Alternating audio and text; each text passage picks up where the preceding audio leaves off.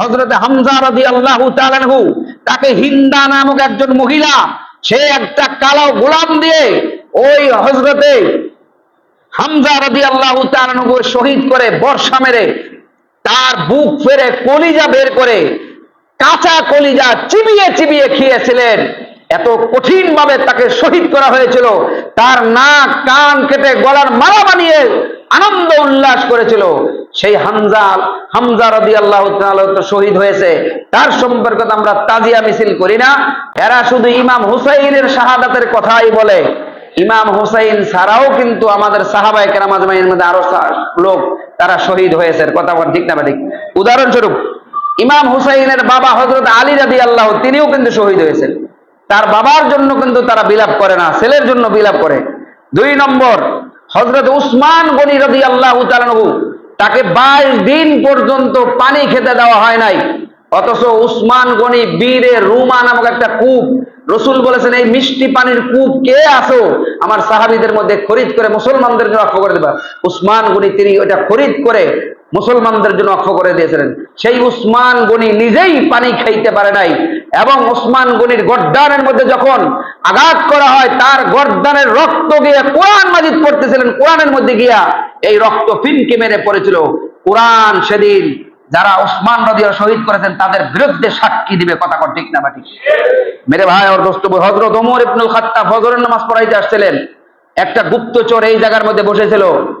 হযরত ওমর রাদিয়াল্লাহু তাআলা কয়েকটা ছুরি দিয়ে আঘাত করে তাকে শহীদ করেছিলেন। সেই হযরত ওমরের কথা তো আমরা স্মরণ করি না, হযরত উসমানের কথা বলে তো আমরা বিলাপ করি না। শুধু এখানেই তাই না, হযরতে খুবাইব রাদিয়াল্লাহু তাআলা, তাকেও শহীদ করা হয়েছিল। তাকে বলা হয়েছিল, হে খুবাইব, তোমার জায়গার মধ্যে যদি মুহাম্মদুর রাসূলুল্লাহকে হত্যা করা হইতো তাহলে তোমার কেমন লাগতো? নাউজুবিল্লাহ। খুবাইব রাদিয়াল্লাহু তাআলা, তাকে একটু পরে শহীদ করা হবে, তিনি বললেন, আমাকে 1000 বার শহীদ করো, কিন্তু আমার নবীর ব্যাপারে এই কথা বললে আমি বরদাস্ত করবো না। জোরে কোন আল্লাহু আকবার।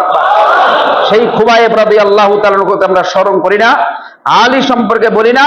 হযরত হামজা রাদিয়াল্লাহু তাআলা আনহু, তাকে হিন্দা নামক একজন মহিলা, সে একটা কালো গোলাম দিয়ে ওই হযরতে হামজা রাদিয়াল্লাহু তাআলা আনহু শহীদ করে, বর্ষা মেরে তার বুক ফেরে কলিজা বের করে, কাঁচা কলিজা চিবিয়ে চিবিয়ে খেয়েছিলেন। এত কঠিন ভাবে তাকে শহীদ করা হয়েছিল। তার নাক কান কেটে গলার মালা বানিয়ে আনন্দ উল্লাস করেছিল। সেই হামজা রাদিয়াল্লাহু তাআলা তো শহীদ হয়েছে, তার সম্পর্কে আমরা তাজিয়া মিছিল করি না। আমরা শুধু ইমাম হুসাইন হুসাইন হুসাইন বলি। ইসলাম বলে তোমরা সবার জন্য তোমরা দোয়া করবা, এবং ইসলামে বিলাপ করা জায়েজ নাই। বিলাপ করা কি নাই? জায়েজ নাই। তারা যে বিলাপ করে এটা ইসলাম সমর্থন করে না। মুহতারাম ভাই ও দোস্ত বুজুর্গ, আল্লাহ রাব্বুল আলামিন এই সমস্ত শাহাদাতের কারবালা থেকে আমাদের শিক্ষা গ্রহণ করার তৌফিক দান করুক। সবাই বলেন আল্লাহুম্মা আমিন। এই যেই ইমাম হুসাইন হুসাইন বলে যে বিলাপ করা হয়, এটা সূচনা হয়েছিল কই থেকে? আল বিদায়া ওয়ান নিহায়া নামক কিতাবের মধ্যে আছে। ইমাম হুসাইন রাদিয়াল্লাহু তাআলা 71 হিজরিতে তিনি শাহাদাত বরণ করেন।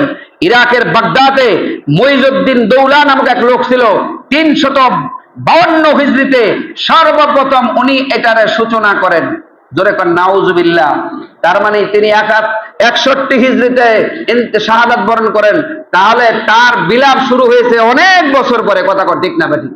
এত বছর পর্যন্ত বিলাপ কেন বন্ধ ছিল? এর মানে উদ্দেশ্য হলো মুসলমান ধর্মের মধ্যে বিভাজন সৃষ্টি করার, ডিভাইডেড এন্ড রুল। এটা ইহুদি খ্রিস্টানদের ষড়যন্ত্র, এতে কোনো সন্দেহ নাই, কথা কর ঠিক না ঠিক?